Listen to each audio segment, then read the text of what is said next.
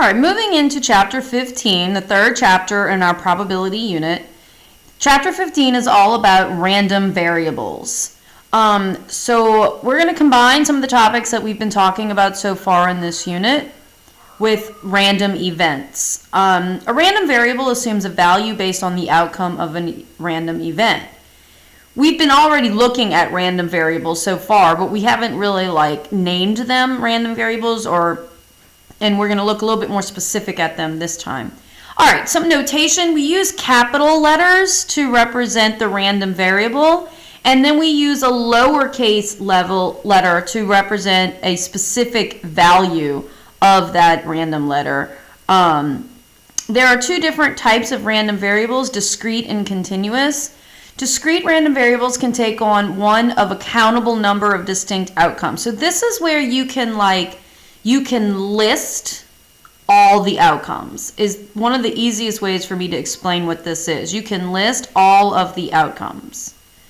So when you go to college, or even right now in high school, you are taking course credits. So you might have, I don't know why I cannot write this word, you might have 8 credits you're taking this year, or maybe 7 credits, or maybe 6 credits. Or when you go to college, you might take 15 credits in a semester, or you might take 12. We can list them.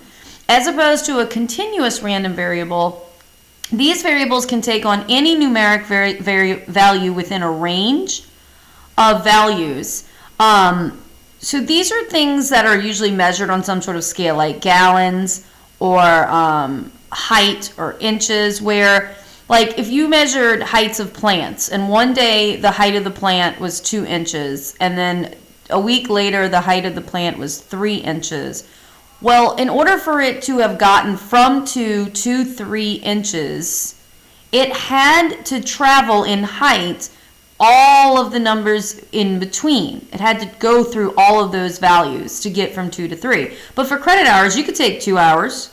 You could take 3 hours. You don't have to travel through all the little decimals and numbers in between to go from 2 to 3. So they're more distinct, where this is more continuous. Okay, so those are the difference between discrete and continuous. For the first part of this chapter, we're going to focus just on discrete, where we can list the outcomes.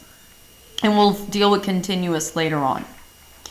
All right, so first thing we're going to talk about is the expected value, or the center of the distribution of random variables. And the first thing we're going to learn is how to make a probability model.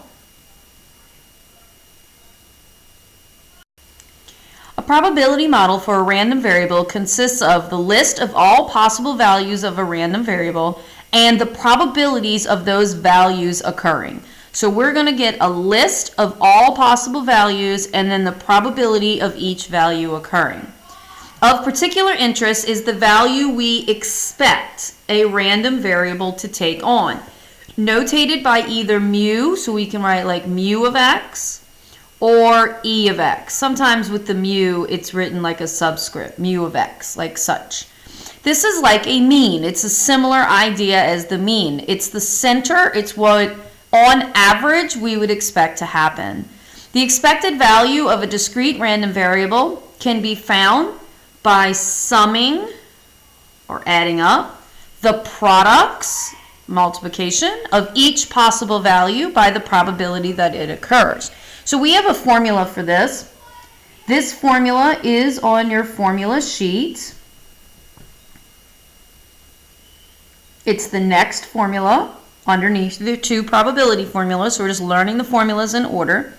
So e of x, which means expected value of x, x being our random event, which is the same thing as mu of x, can be found by summing or adding up each individual x, so the formula sheet writes it like that, x sub I, which stands for each individual x, times the probability of that, of I, piece of I.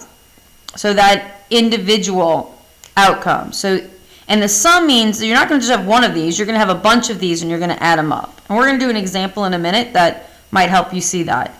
Be sure that every possible outcome is included in the sum and verify that you have a valid probability model to start with. So a valid probability model was to, one, have all possible outcomes are listed. Outcomes are listed. And two, probabilities should all add to 1.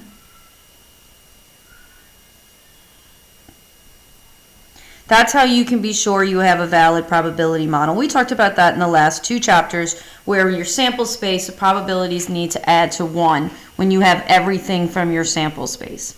All right, so I want you to read through this problem. I'm actually going to do this problem in the next video, but I want you to read through it and talk and think about what's going on here. It's Valentine's Day at this Lucky Lovers special at this restaurant. And at the end of your meal, the waiter brings you 4 aces, the 4 aces from a deck of cards, and you can't see them, but you get to pick one. And then we've got a couple of different scenarios here. If it's a black ace, they'll owe the full amount, so they'll get no discount. And when you get to this problem, realize that we're talking about the discount. What discount do they get? So no discount would be like $0. But if they pick the ace of hearts, they get a $20 discount. If they pick first the ace of diamonds, at least it's red, then they get to pick one of the remaining cards, earning a $10 discount for the ace of hearts that time. So we have ace of spades, ace of clubs, those are the black aces, ace of hearts, and ace of diamonds. And I will complete this video in the next problem. If you want to attempt it before that, go ahead and try it.